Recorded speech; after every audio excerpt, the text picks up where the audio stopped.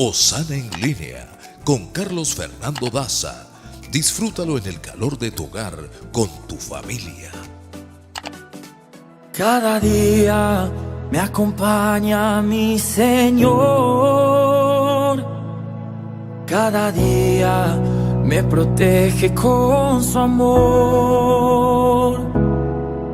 Cada día en mis dudas en Él puedo confiar, pues sus pasos van conmigo al caminar. Hola familia querida, gracias por acompañarme en esta transmisión especial de Osana en línea. Gracias por acompañarme cada día en cada uno de nuestros devocionales. Hay un salmo que, a mí todos los salmos me encantan muchísimo, pero hubo algo que dijo el salmista en el Salmo número 86, porque dice: ninguno, hablando de nuestro Dios, ninguno hay como tú entre los dioses, ni hay obras que igualen tus obras. Todas las naciones que hiciste vendrán delante de ti y te adorarán y glorificarán tu santo nombre, porque solamente tú eres Dios y solamente tú eres hacedor de grandes maravillas. Esto es el Salmo 86, y habiéndolo leído, familia querida de mi corazón, gracias por acompañarme. Sean todos muy bienvenidos. Recuerden, esto es Osana en línea. Cada día Él disipa mi ansiedad. Él sustenta la armonía de mi hogar. Él escucha cuando mi alma necesita cantar.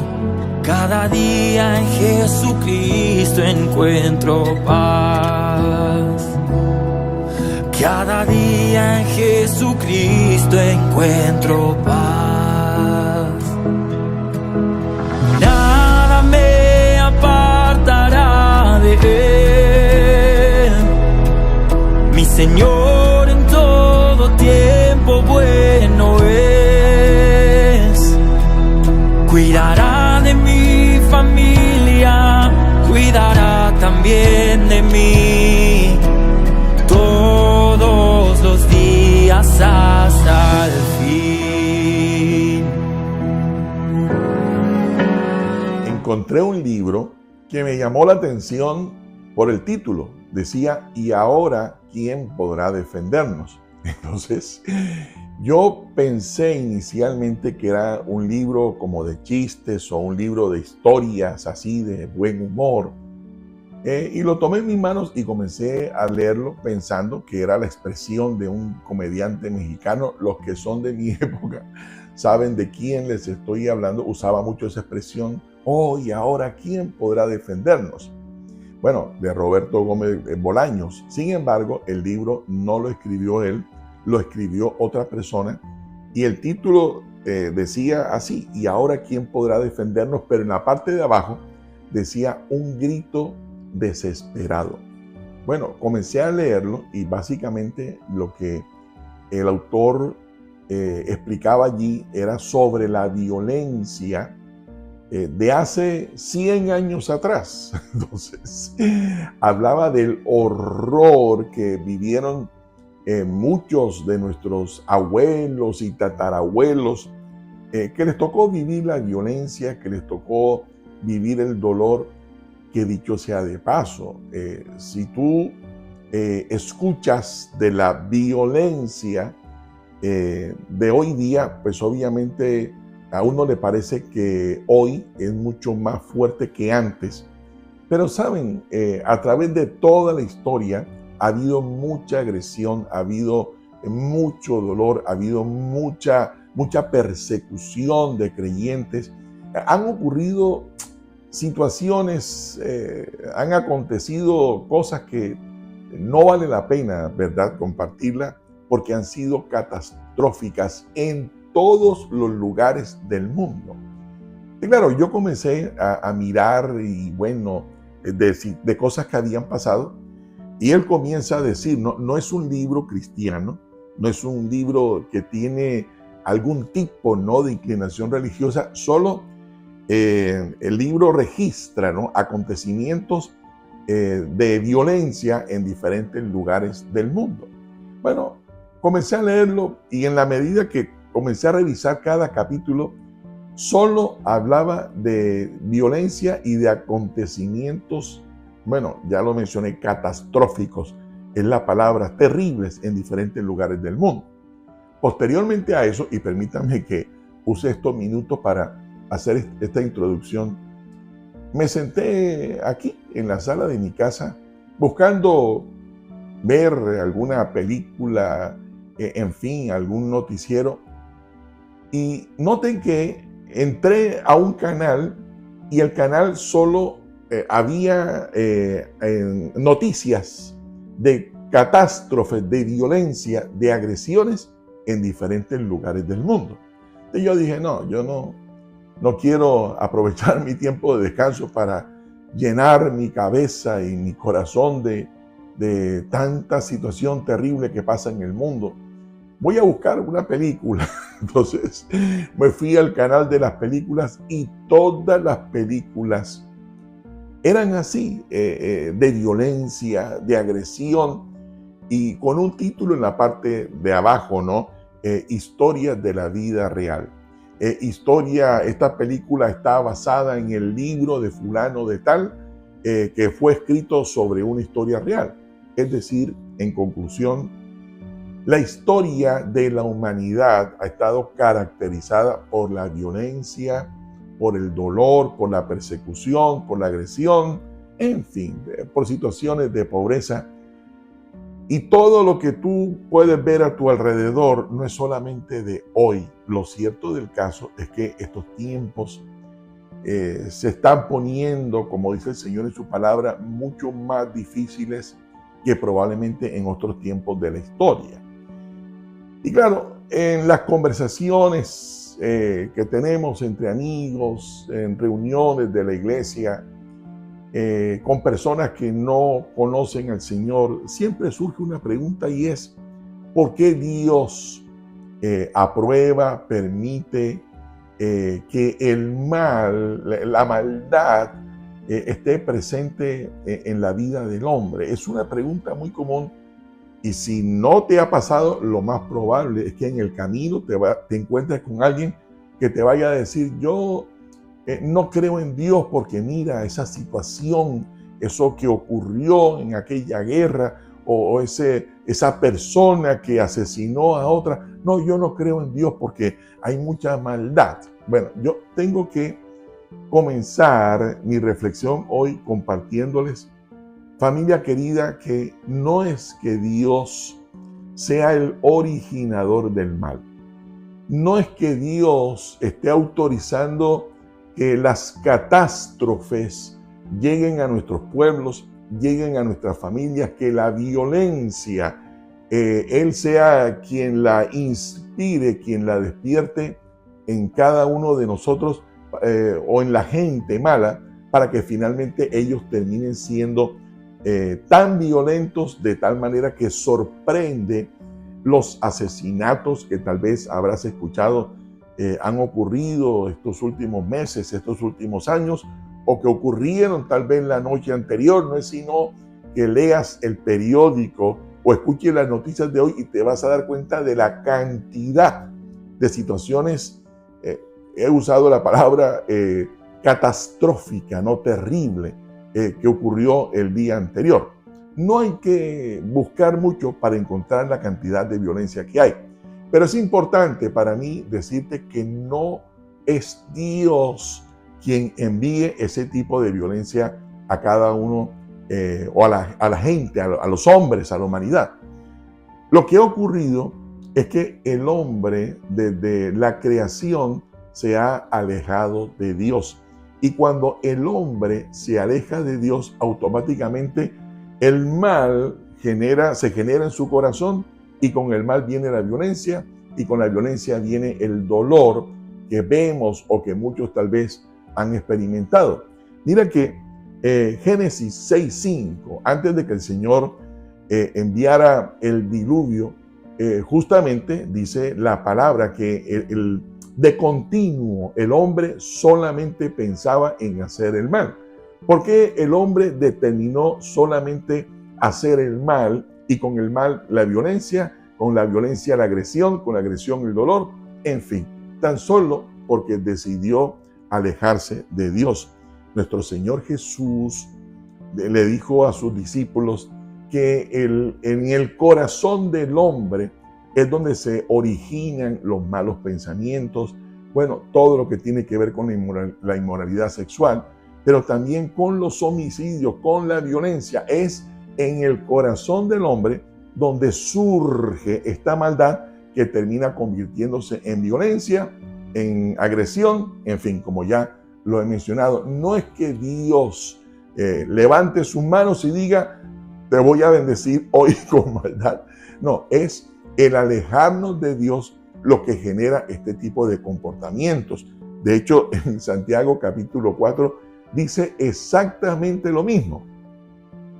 Es en nuestro corazón donde se origina el mal, con el mal la violencia, con la violencia la agresión, el dolor, etcétera, etcétera. Es en nuestro corazón. Si tú no caminas con el Señor, si tú te alejas de Dios, lo primero que ocurre en mi vida es que se generan pensamientos de mal que terminan sencillamente dañando a alguien. Hay dos cosas que ocurren cuando yo me alejo de Dios. Una la dijo el apóstol Pablo en Romanos capítulo 1, aparte de la violencia, obviamente, y en la idolatría. Cada vez que yo dejo de mirar al Señor, cada vez que yo al Señor no le dé el primer lugar en mi vida, cada vez que yo piense que puede haber algo más grande que Dios o algo más grande que Dios, ¿saben? Eso es idolatría. Y la idolatría genera corrupción, pecados sexuales. Por eso es que cualquier comunidad esclava de la religión, esclava de los hijos, también es esclava de los pecados sexuales, pero también genera violencia. Bueno, quería poner eso en su corazón. No es que el mal lo provoque el Señor, sino el mal surge en mi corazón cuando yo me alejo del Señor. En segundo lugar, quiero decirles que admiro de Abraham, dice la palabra que Abraham es conocido como el padre de la fe. Admiro de Abraham su disposición de obedecer al Señor. Y saben, si ustedes recuerdan de la vida de Abraham, era viejo, su esposa estéril, no podían tener hijos, y fuera de eso, el Señor le dice a Abraham que deje su tierra y su familia y se fuera a un lugar que el Señor le iba a mostrar. Y siempre he mencionado que locura lo que Dios le estaba diciendo, que en el camino Dios le mostraría a Abraham el lugar hasta donde Dios quería llevarlo. Yo no me imagino llegando a mi casa, diciéndole a mi esposa, a mis hijos, o tú diciéndole a tu esposa, a tus hijos, miren, Dios me ha dicho que recojamos todos y nos vamos de aquí a un lugar que Él nos va a mostrar. Tenemos que ser sinceros. Nosotros regularmente nos gusta tener seguridad de hacia dónde vamos. Y este es un llamado de Dios a Abraham a un lugar desconocido. Y créanme, para Abraham no fue fácil decirle a Sara y a toda su familia que él tan solo iba a dejarlo todo para seguir la voz de Dios y encontrar un lugar seguro después. Por eso digo que es una locura esto que está aconteciendo aquí. Sin embargo, Abraham obedeció. Y en el camino él edificó 5 altares. Uno de ellos lo edificó en un lugar conocido como Betel. Fue su segundo altar que edificó en el camino. Entonces, claro, ¿cómo logró Abraham llegar hasta donde Dios quería? Porque Abraham en el camino iba edificando altares. Uno de ellos que me llama profundamente la atención es un altar en Betel, como mencioné. Pero este altar tiene una representación muy importante porque fue la edificación de un altar donde él ofrecía su adoración al Señor, donde él estaba en comunión con el Señor, que fue edificado para expresar su confianza en Dios en medio de la incertidumbre. Por eso quiero hacer referencia a este altar específicamente.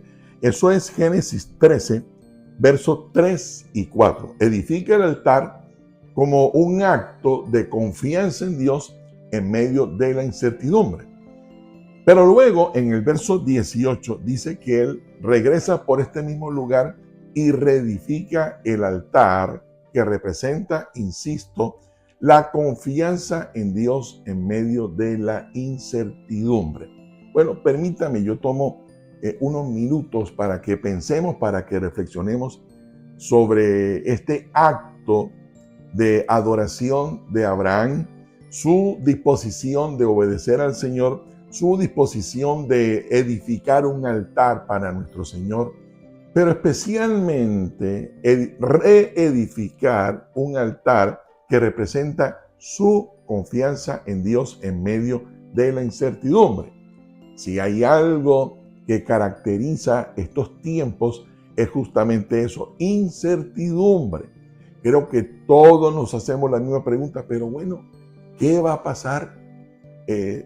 Los rumores de guerra, las guerras, la violencia, los asesinatos, las hambrunas, en fin, ¿no? Todos los días hay anuncios de cosas lamentablemente muy negativas y eso genera en el corazón del hombre, en el corazón de toda la humanidad, incertidumbre. ¿Qué va a pasar? Como decía el título de este libro, hay un grito desesperado. Y ahora, ¿quién puede salvarnos? ¿Qué es lo que se puede hacer? ¿Quién es quien realmente traerá una respuesta para ayudarnos a todos en estos tiempos? Ahora, tengo que abrir un paréntesis y decirles que tengamos mucho cuidado, porque sí es verdad que en algún momento de la historia de la humanidad saldrá alguien diciendo: yo soy la respuesta a la necesidad que hay en todo el mundo, y tal vez solucione tantas cosas que la gente terminará creyendo que la solución a todos los problemas está en manos de un líder. Cierro paréntesis. Pero saben, familia querida, me preocupa que aunque todavía no hay una persona a nivel mundial que se presente como la respuesta para las necesidades de todo el mundo, los hombres hoy día en las diferentes naciones están haciendo de sus líderes, los están convirtiendo en mesías. Es decir, si elegimos a fulano de tal o a fulana de tal, ella será el gobernante o la gobernante que realmente traerá una respuesta y nos ayudará a todos a salir adelante. Abraham edificó un altar para reconocer que solo en Dios se puede confiar en medio de la incertidumbre. Es por eso que a mí me encantaría sugerirles con mucho respeto, con mucho cariño, familia querida, que si hay algo que nosotros debiéramos hacer en estos tiempos tan difíciles, en medio de valles de incertidumbre, es justamente reedificar nuestro altar de confianza en el único que realmente puede ayudarnos. Tenemos que buscar a Dios con todo nuestro corazón. No podemos seguir dejando para después nuestro acercamiento al Señor. Familia querida, es tan trascendental. Y yo sé que esto hay que hacerlo siempre, y la historia de la humanidad, bueno, todos los seres humanos debieron haberlo hecho desde el principio.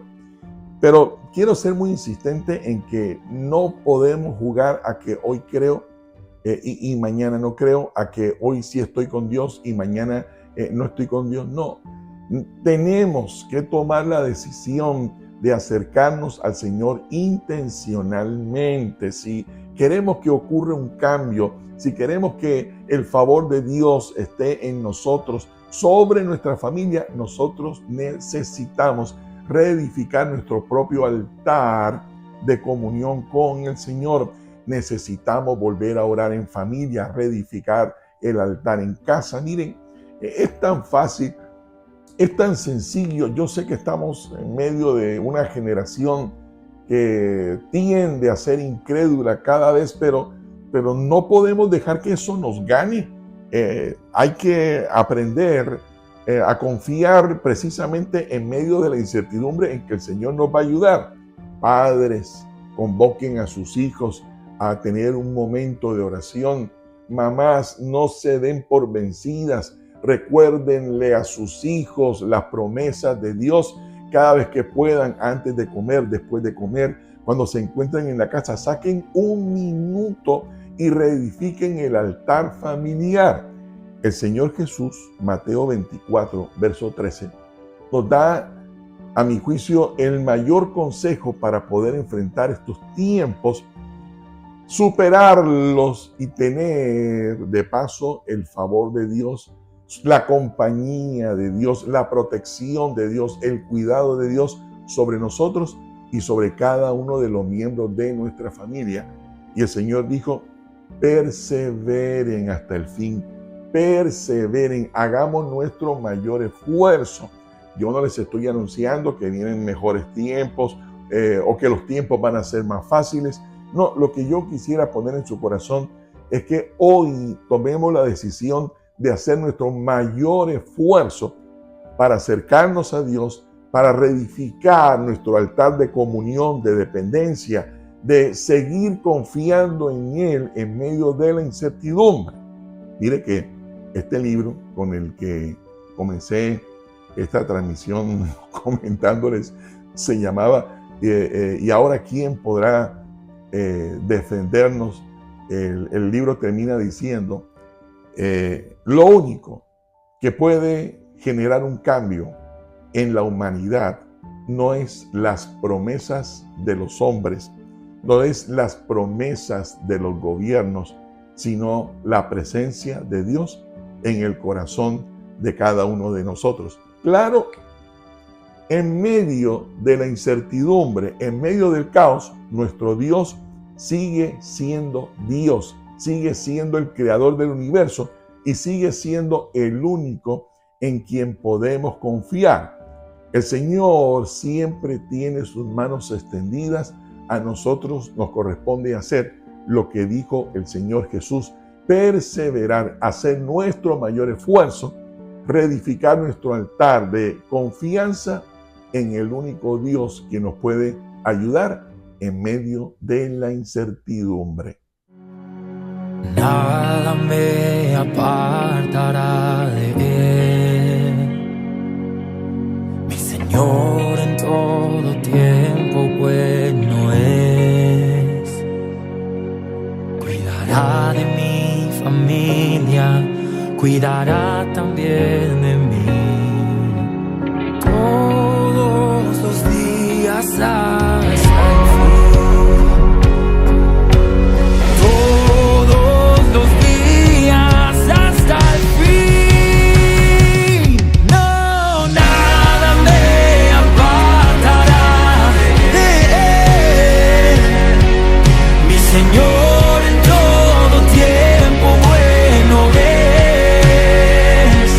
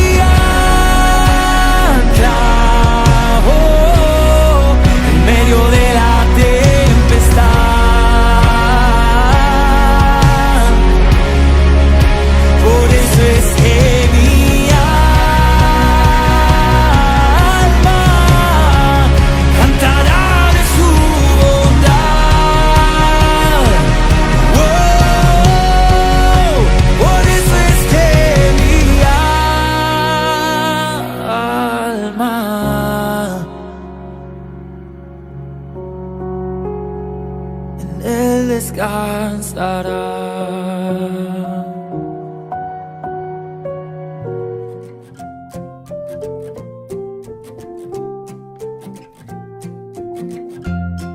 Osana en línea con Carlos Fernando Daza. Disfrútalo en el calor de tu hogar con tu familia.